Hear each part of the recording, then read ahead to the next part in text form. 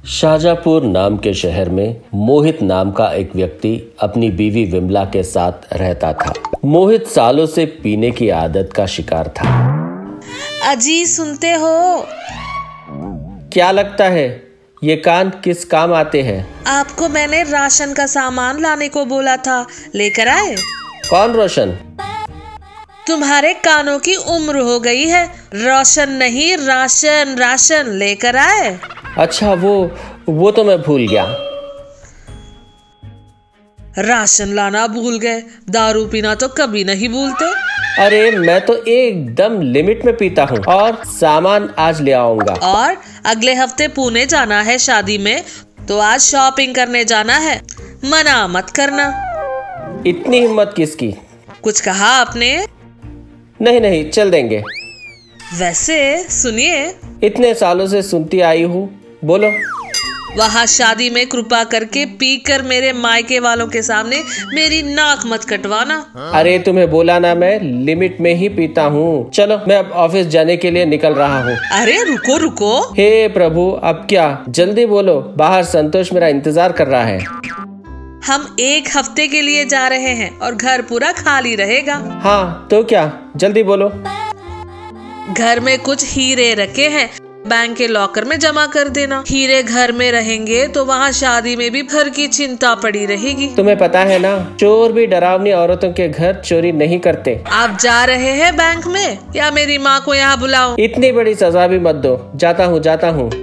विमला अंदर के कमरे से मोहित को हीरे लाकर देती है और मोहित उसके दोस्त संतोष के साथ ऑफिस के लिए निकल जाता है। गुड मॉर्निंग मोहित भाई, आज फिर देर? वापस से भाभी ने काम दे दिया क्या?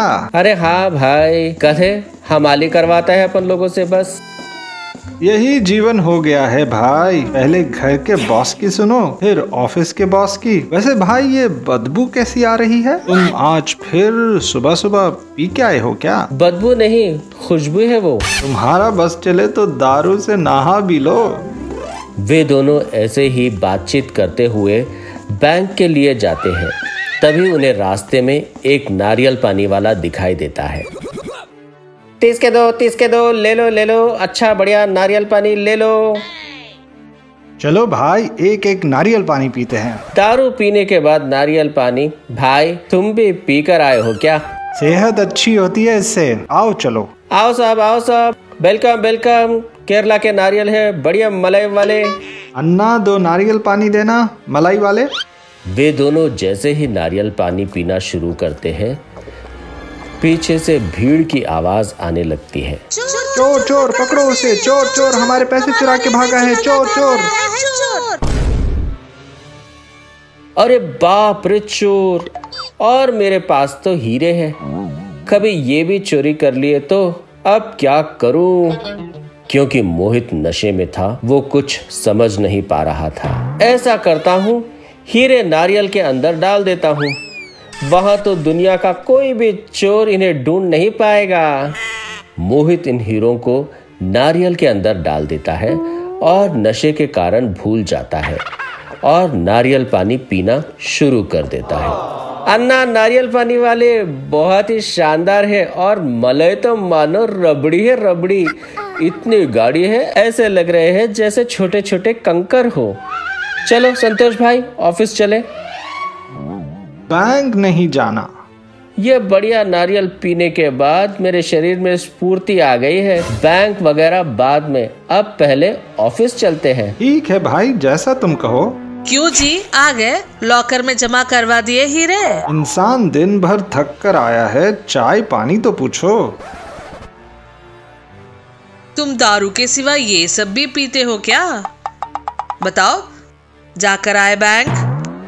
मोहित को कुछ देर के लिए कुछ भी समझ में नहीं आता और ना ही याद आता है। मोहित मन ही मन में बोल लेता है, हीरे तो मैंने नारियल में डाल दिए थे, लेकिन उसके बाद क्या? उसके बाद कहाँ गए वो? और चोर मेरे पीछे थोड़ी आए थे, तो मैंने हीरे क्यों छुपाया? अब विमला को क्या जवाब दूं? हे प्रभु, ये दारू मेरा डिवोर्स करवा देगी किसी दिन। कहाँ खो गए, जवाब दो। मोहित सोचता है, अभी तो झूठ बोल देता हूँ, फिर आराम से सोचूंगा। अभी सच बताना मतलब खुद बलि का बकरा बनने जैसा होगा। हाँ, तुम काम बोलो और मैं न करूं, ऐसा कैसा? पहली बार आप एक बार में ठीक काम करके आए हो। चलो खाना लग गया है, हाथ मुंह धोकर खाने के लिए आ जाओ। अब एक हफ्ते बाद विमला और मोहित पुणे जाने के लिए एयरपोर्ट को निकलते हैं। मोहित को अभी भी हीरे कहाँ गए याद नहीं आता, पर अपनी बीवी की डांट से बचने के लिए वो कुछ नहीं कहता। चलो जल्दी, फ्लाइट मिस हो जाएगी और अगर ये शादी में नहीं गई तो समाज में बदनामी होगी। अरे कहाँ की कहाँ सोच रही हो, हम एकदम टाइम पे है, समय से पहुंच जाएंगे। याद है ना मैंने क्या कहा था?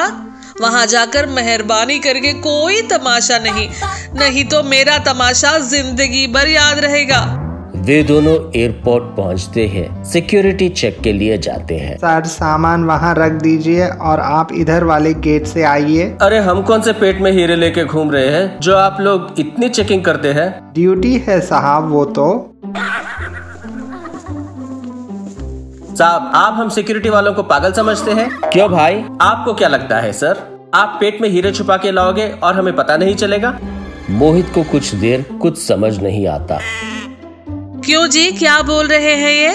पेट में हीरे? मैं क्या आपको खाना नहीं देती जो आप हीरे भी खाने लगे? कि ये दारू के साथ हीरे खाने का नया फैशन है? मोहित को तभी याद आता, अरे नहीं, मुझे याद आ गया, जिस दिन तुमने मुझे हीरे दिए थे मैंने नशे के धुन में वो हीरे नारियल में डाल दिए थे और मुझे अब याद आ रहा है, उस दिन मैं जिसे कड़क मलाई समझकर खा गया वे असल में हीरे थे।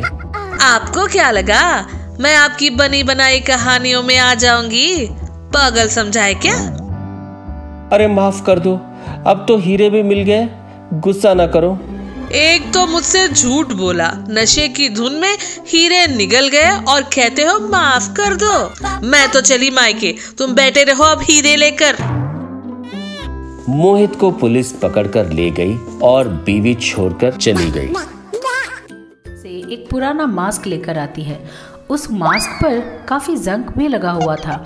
उसे देखकर विमला बोली, ये क्या सासू माँ, इस मास्क पर तो जंग लगा है जैसे लोहे पे जंग लगता है, ये कौन सा मास्क है? उसने कहा। तब सास बोली,